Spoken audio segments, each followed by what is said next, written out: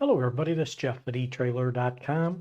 Today we're going to take a look at this Dexter DX7.5L Weld-On drum brake actuator with the manual lockout for a 2-inch hitch ball. Has a 7,500 pound weight capacity.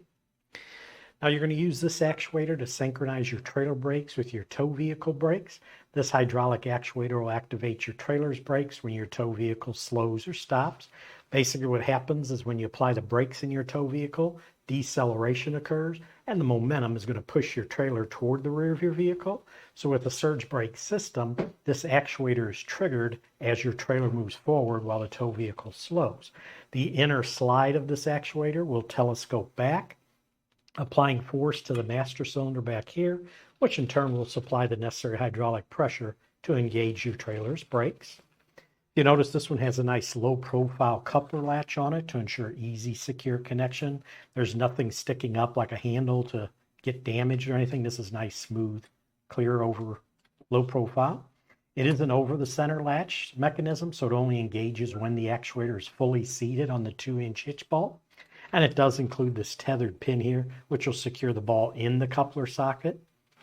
And I just wanted to show you how that operates. I happen to pull, here's a 2-inch ball. So what you'll do, first thing you have to do is slide this pin out, and it is tethered so you don't lose it. Once the pin out, just slide this little round portion of the latch over, and it opens the latch. So now with it opened, all you have to do is put it over your ball. Once it gets over the 2-inch ball, then all you have to do is just slam that latch shut, and you're all hooked up for security. Slide that pin all the way back through. And now, even with that pin in there, what happens is even if this gets moved and it starts to open, it won't open all the way to keep you attached. And again, this is included. If you want, they even sell a coupler lock where you can have a pin that would slide through here and lock into place to keep anybody from removing this pin. And then to remove it, just unlatch it, lift it up off the ball, and you're all ready to go. Slide your latch back closed, slide your pin through there. Now, if you notice this cable with the S-hook on it, this is a breakaway cable. This is included. It is required by law. Basically, what it does, it prevents a trailer runaway situation. What you'll do is when you hook up to your tow vehicle, you'll take this cable and hook the S-hook to your tow vehicle. So what happens in that case, if this becomes detached from your tow vehicle, it'll pull this cable, which again will activate the master cylinder to apply the brakes in a runaway situation. The master cylinder, which is in the back here, it is constructed of aluminum rather than plastic or steel for increased strength and corrosion resistant. Now this model of actuator we mentioned includes this manual lockout, and that needs to be manually installed to keep your brakes from being applied when you're going in reverse. And basically what you'll do with that is you can just slide that over here, or either side, you just slide this into place. And what that does is then when you're backing up, this will start to go back. This pin will move back.